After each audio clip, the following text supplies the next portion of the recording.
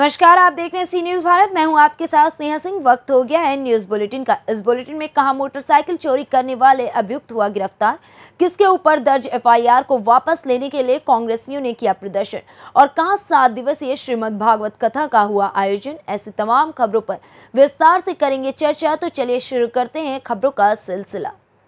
Azamgarh police में थाना निजामाबाद में मोटरसाइकिल चोरी करने वाले अभियुक्त को पुलिस ने गिरफ्तार कर लिया है और उसके पास से चोरी की मोटरसाइकिल भी बरामद की है। आजमगढ़ से सी न्यूज संवाददाता सीबी भास्कर की रिपोर्ट।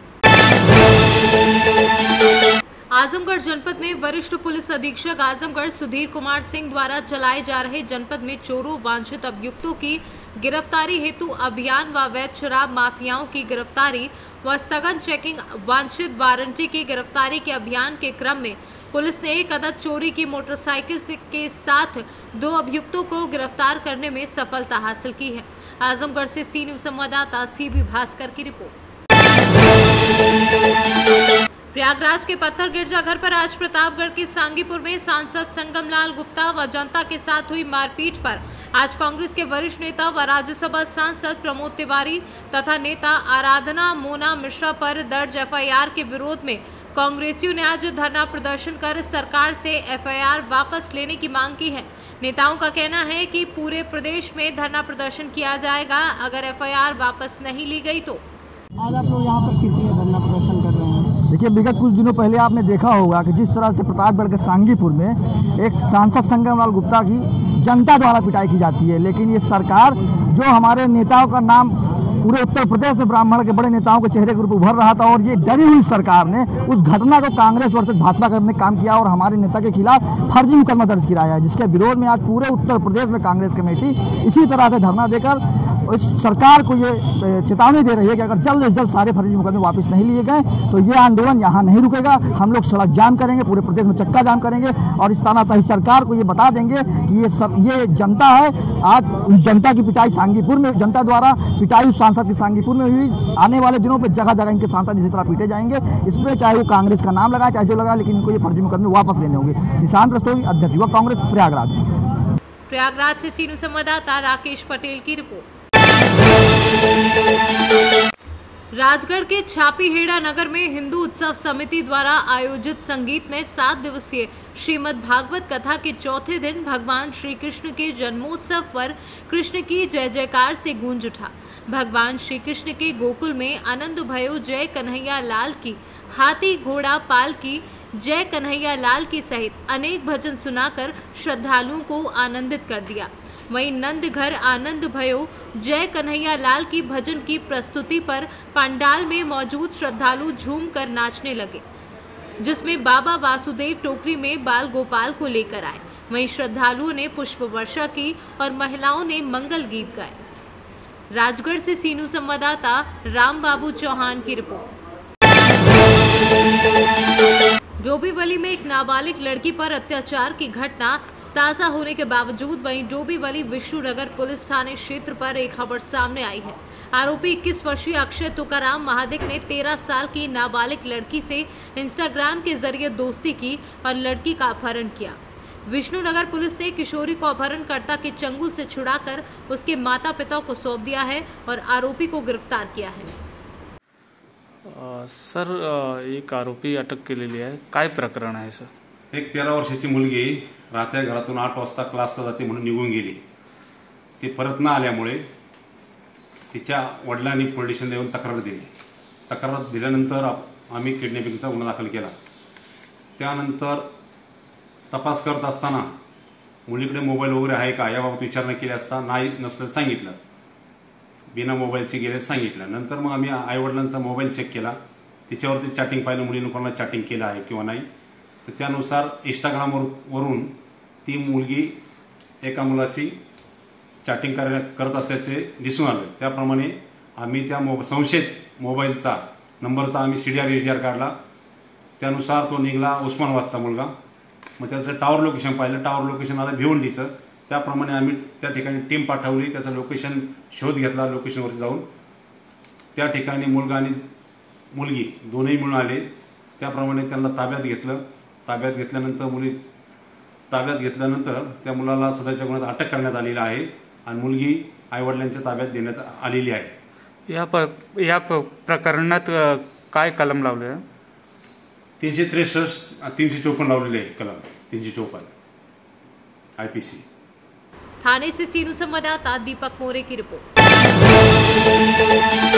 भारत की जनवादी नौजवान सभा जिला कमेटी द्वारा आज शाहिदीन आजम भगत सिंह 114वां जन्मदिवस मनाया गया। जन्मदिवस पर रोजगार दिवस के रूप में नगर निगम परिसर में श्रद्धांजलि अर्पित करके माकपा नगर सचिव कामरेड रामजी तिवारी की अध्यक्षता व जनौज जिला अध्यक्ष के संचालन में मनाया गया।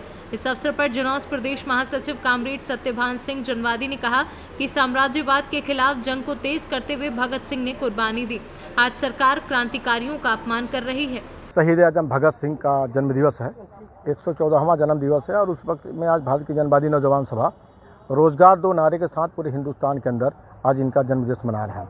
उसी कड़ी में अयोध्या के अंदर नगर निगम कार्यालय में भगत सिंह के पार्क पे हम लोग इकट्ठा होकर के अपने क्रांतिकारियों को, अपने पुरोधाओं को, अपने योद्धाओं को हम लोग याद कर रहे हैं और उनके जो विचार था, उनका जो सपना था कि आज़ादी के बाद एक ऐसे भारत का निर्माण होगा जिसमें मानव द्वारा शोषण नहीं होगा। लेकिन आज़ादी के 75 साल के बाद जो हमारे देश के अंदर हालात है निश्चित तौर पे बहुत भयावह है और क्रांतिकारियों का जो सपना था वो चकनाचूर होता जा रहा है, क्योंकि देश की सरकार क्रांतिकारियों का अपमान कर रही है। निश्चित तौर पे हम लोग सरकार से मांग करते हैं कि सरकार के जो विचार थे, जो उनके सपने थे, उसको पूरा करिए।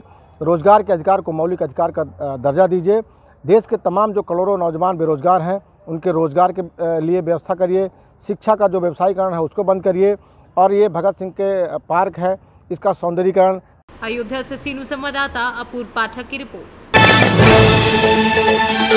बरेली के बहेड़ी में किसानों के भारत बंद के समर्थन में सड़कों पर उतरकर जहां एक तरफ समाजवादी पार्टी के विधानसभा अध्यक्ष नासिर रजा खान, लईक चांदनी, नसीमुर रहमान, पीर मोहम्मद आरिफ, एडवोकेट अखलाक अहमद, नेताजी सहित बड़ी संख्या में सपा कार्यकर्ताओं ने किसानों के भारत बंद के तहत बहेड़ी बंद को सफल बनाया, तो वहीं समाजवादी पार्टी के पूर्व मंत्री अताउर रहमान ने गन्ना किसानों के दर्द को समझते हुए उनकी आवाज बुलंद करने को आगामी 14 अक्टूबर को विशाल धरना प्रदर्शन की तैयारी शुरू कर दी है।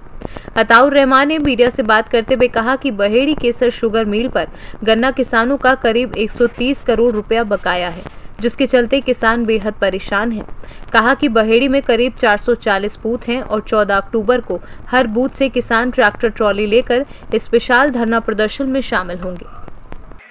समाजवादी पार्टी के राष्ट्रीय अध्यक्ष आदरणीय अखिलेश यादव जी ने, समाजवादी पार्टी ने आज किसानों के भारत बंद का समर्थन किया है और बहेड़ी में भी हमारे समाजवादी पार्टी के अध्यक्ष नासिर रजा खां, लईक चांदनी साहब, नसीमुर रहमान साहब, इन सब के, पीर मोहम्मद साहब, इन सब के नेतृत्व में इन लोगों ने जाकर बंद को सफल बनाने के लिए उन्हें समर्थन भी किया और लोगों से गुजारिश की और मैं इन्हें सबको बधाई देता हूं कि आज बहेड़ी में भारत बंद का बहुत अच्छा असर रहा, सारी मार्केट बंद रही। दूसरे, ये जो बंद था, ये 3 काले कानून के लिए जो आंदोलन कर रहे हैं किसान, उसको लेकर ये भारत बंद का आह्वान इन्होंने किया था और बहुत सफल रहा। और आज हम लोगों ने अभी मीटिंग की है, इस बहेड़ी चीनी मिल पर लगभग 130 करोड़ रुपए किसानों के हैं। अगर हम लोग उनका ब्याज जोड़ें तो ये 150 करोड़ से भी ज़्यादा बैठते हैं। किसान बहुत दुखी है। अभी पिछले दिनों में लगातार गाँव का मैंने भ्रमण किया, क्षेत्रों में गया और किसान बेचारे बहुत परेशान हैं। अपनी बेटी की शादी करने के लिए कर्जा ले रहे हैं, तब शादी हो रही है, या अपने बच्चों की फ़ीस जमा कर रहे हैं जबकि स्कूल बंद हैं, फिर भी फीस देना पड़ रही है, वो भी कर्जा लेकर दे रहे हैं। तो हम सब लोगों ने ये फैसला किया कि भारतीय जनता पार्टी की सरकार जो किसानों की विरोधी है, इनको ठीक करने के लिए, यहाँ के अधिकारियों को, मिल मालिकों को ठीक करने के लिए हम लोगों ने 14 तारीख को एक बड़ा आंदोलन हम लोग बहेड़ी में करेंगे और हर बूथ से हमारे कार्यकर्ता अपने ट्रैक्टर ट्राली से, हमारे किसान साथी ट्रैक्टर ट्राली से आएंगे और उस दिन लगभग 440 बूथ हैं, 440 ट्रालियाँ ट्रैक्टर होंगे और हम बहेड़ी फैक्ट्री पर धरना देंगे और गन्ना किसानों के पेमेंट का उनसे कहेंगे कि गन्ना किसानों का पेमेंट करो। बरेली से सीनू संवाददाता अब्दुल वाजिद की रिपोर्ट।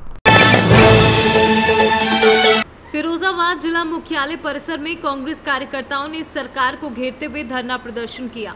धरना प्रदर्शन के दौरान कांग्रेस जिला अध्यक्ष संदीप तिवारी ने बताया कि बीजेपी सरकार के आदेश पर वरिष्ठ नेता प्रमोद तिवारी समेत कांग्रेस नेताओं पर झूठे केस दर्ज किए जा रहे हैं और फंसाया जा रहा है, जिसका विरोध किया जा रहा है और कहा कि झूठे केसों से कांग्रेस कार्यकर्ता डरने वाला नहीं है। केस वापस नहीं लिया तो उग्र आंदोलन होगा।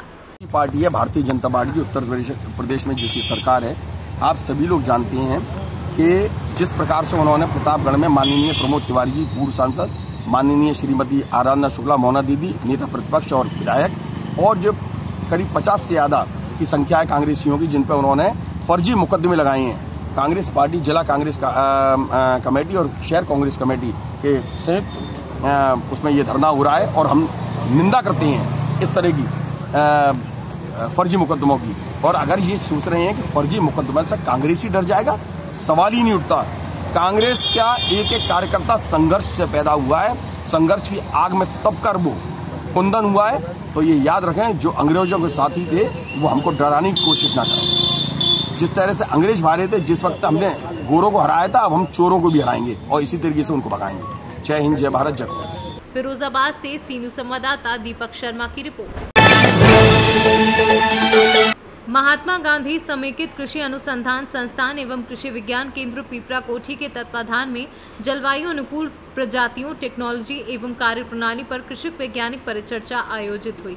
इस अवसर पर देश के प्रधानमंत्री नरेंद्र मोदी एवं कृषि केंद्र नरेंद्र सिंह तोमर का वर्चुअल मार्गदर्शन मिला।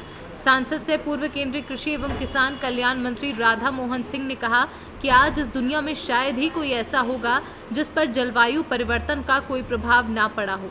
जलवायु परिवर्तन में हर किसी को चोट पहुंचाने की क्षमता है, लेकिन किसानों के इसके चपेट में आने की संभावना सबसे अधिक रहती है।